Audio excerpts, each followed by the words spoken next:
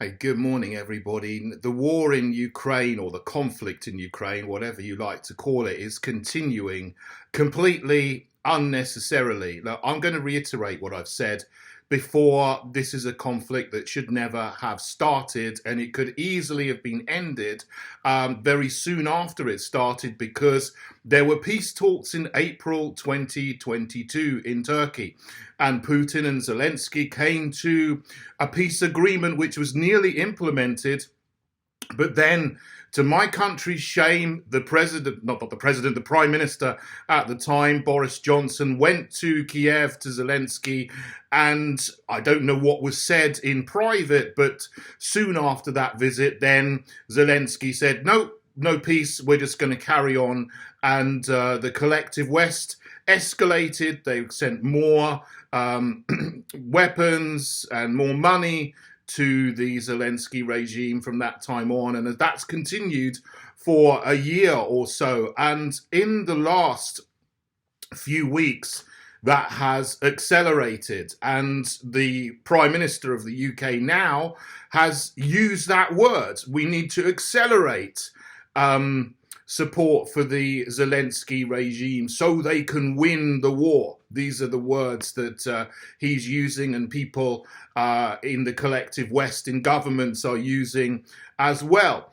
And this is completely the wrong thing to do. We should not be escalating or accelerating the conflict.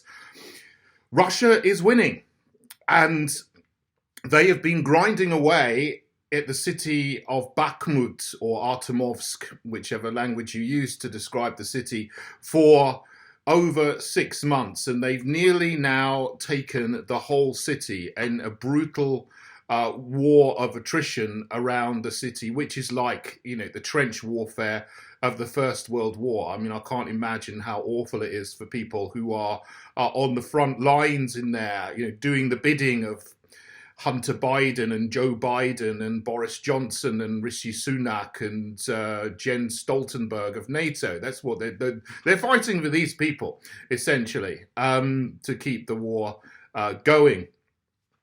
But Russia is winning here, and what the mainstream media is saying is that Russia's losing. They've lost a lot of territory around Kharkov, around Kherson, and they're only advancing through Bakhmut at a few meters a day. Oh, this is it's a joke. What they've been doing actually is exactly what they want to do. What Russia wants to do is demilitarize Ukraine, and the losses in personnel, Ukrainian men who've been conscripted to be sent to the front lines, a lot of them just survive a few hours and then they're killed. But Russia has been grinding down the Ukrainian military. They have hardly any manpower left. And so once Bakhmut is finally all taken, which it will be within a few days, because there's only a couple of blocks left in the southwest of the city to be taken. They've taken nearly the whole city. Then there's just open countryside after that. So, then it takes on a whole different enters a different phase, if you like. Once Bakhmut is the key strategic city, that will have fallen within a few days, and then who knows what's next. So the Zelensky regime, Zaluzhny, his chief of military, the heads of state or prime ministers in the West, who are supporting this rather than trying to de-escalate and stop the slaughter, are desperate to keep this thing going, which is insane, because the more they keep this going, the more people are going to get slaughtered, both Russians and Ukrainians. And actually, they're actually sending NATO soldiers in. Well, they're not officially NATO soldiers there. They look like, they've been decommissioned and then they're being hired by private military companies. So they got the status of mercenaries, but, they know what's going on here. So, there's often reports of NATO officials being found or killed in Ukraine. They shouldn't be there because they're always protesting. The leaders of the collective West, Sunak and Biden, Macron, etc., they're always protesting. Oh, we're not at war with Russia. We're just giving arms and guns and weapons to Zelensky. We're not actually involved. Well, of course they are, because you're giving the people the guns to fight the proxy war. And beneath it all, there are some people in the US deep state who want to effect regime change in Russia and split it up into lots of little statelets where they can control their resources and so on, which is the wrong, and it's the wrong future. It's an insane vision for the future.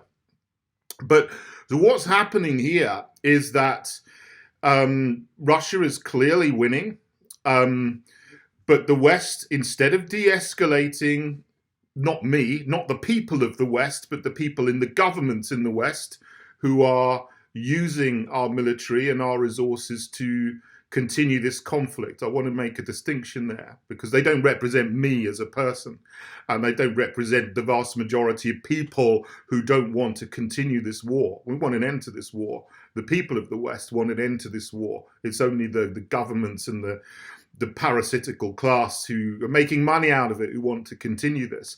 So what's happening is they could see that Russia is winning, because what's happening here is that Russia has been going very, very slowly through Bakhmut, and they don't appear to be winning from the angle of the reporting in the mainstream media, because they're saying, oh, look, Russia's withdrawn from these vast swathes of territory and they're just fighting in this little city and they're not getting very far. But what they've been doing is totally decimating the manpower of the Ukrainian forces, and they've also been finding out where the weapons are stored and then shooting in the Kinzhal hypersonic missiles to blow up the arms dumps all over Ukraine. So last week you saw in, what's the name of the place? Khmelnytsky. Massive explosion where a huge arms dump was blown up by a hypersonic missile, sending estimates of $500 million worth of weapons which have been sent from the West to Ukraine, including most likely depleted Ukrainian shells, shamefully from the UK, to use in these Storm Shadow, no, not the Storm Shadow, to use in the Challenger tanks, tank busting shells, which we shouldn't have been sending to Ukraine. We should be sending depleted uranium to Ukraine. That's not what we should be doing. But the Russians have found where these are, and they've sent missiles to blow it all up. So that's $500 million of arms and ammunition blown up in one go. Then soon after that, they destroyed one of the two American sent Patriot air defense systems that they had. So that's another £1 billion of a Patriot air defense system, and all the missiles in it just blown up in one, in a few minutes. And that's what they did. And they're blowing up arms dumps and depots all around the country. So it's almost like as soon as the West is sending weapons into Ukraine, Russia is finding out where they are and blowing them up so they can't be used, which is very sensible of Russia. They're doing this, and they've nearly won Bakhmut. And so what's happening is the West, or the leaders of the West and NATO, are doubling down and doubling down and doubling down. They haven't got a reverse gear when they need to find a reverse gear, because they're not going to win by doubling down and doubling down. Every time they've done this, it hasn't worked, and they're just finding that the money, the weapons, and all the things that they've sent are just getting blown up. So, but what we've done in the UK, Rishi Sunak has said, oh, well, he's going to give, first of all, the Challenger tanks, and then depleted uranium shells, and then he's going to give these Storm Shadow long-range cruise missiles, which can be fired 300 kilometers, about 200 miles, deep into, behind the front lines. And some of them have been used already to target Lugansk, in the Lugansk People's Republic, which is nowhere near the front line. This is just killing civilians, which is, you know, an escalation. And now then he's saying he's going to give long-range attack drones. And then he's celebrating because Biden in America has yesterday, just before I'm making this video, saying he's going to send F-16 fighter jets to Ukraine. And Rishi Sunak is jumping up and down and saying, this is great, we're going to support this, and we're going to train Ukrainian fighter pilots to be able to operate these aircraft and escalate the war even more. So, you know, we just need to stop this. You know, what President Trump gave an interview a couple of weeks ago, and he said he could end this in 24 hours. And we need to end this because all that's happening is that people are getting slaughtered on both sides. And this has been what I've said from the beginning. This isn't something that just started in 2022. It's something that started in 2014.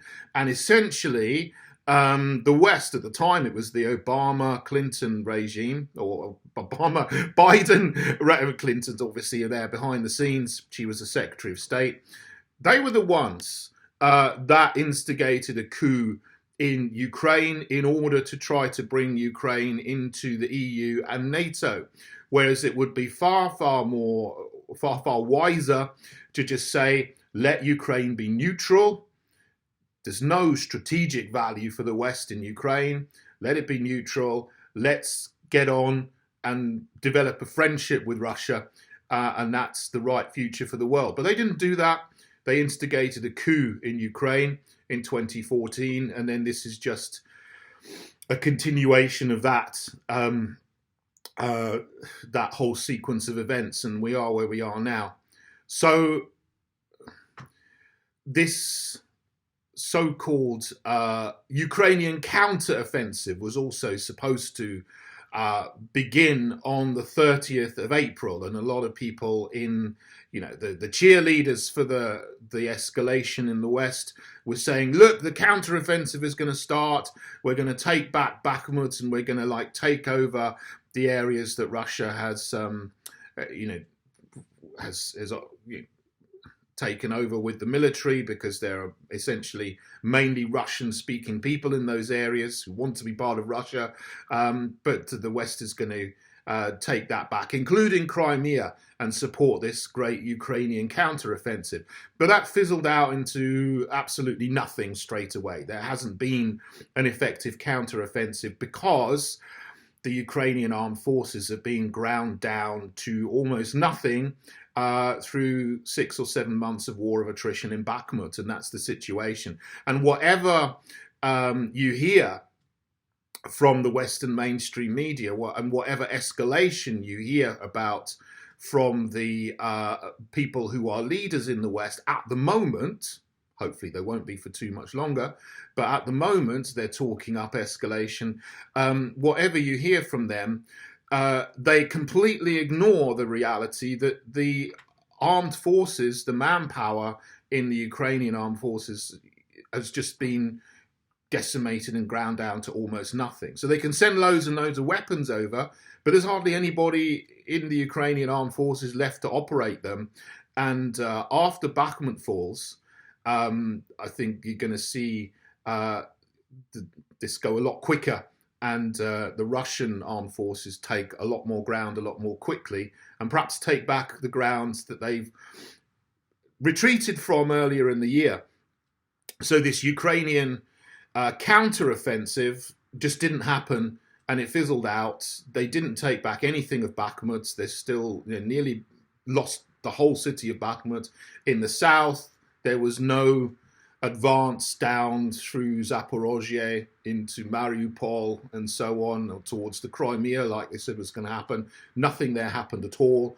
And now you can see that things are about to change. So what you're getting at the moment is an extreme doubling down, which is crazy, and it's not going to work. And it's going to waste a lot more money and a lot more time and a lot more lives which we shouldn't be doing. So, once again, I will call and say, as the leader of a political party in the UK, as the leader of the Heritage Party, stop escalating this conflict, de-escalate, and support the peace negotiations wherever they are. The latest attempt for peace negotiations have been offered by South Africa. So let's get behind that and try to help these two nations, Russia and Ukraine, end the conflict and stop the killing. That's the number one thing that we need to be doing, not escalating anymore.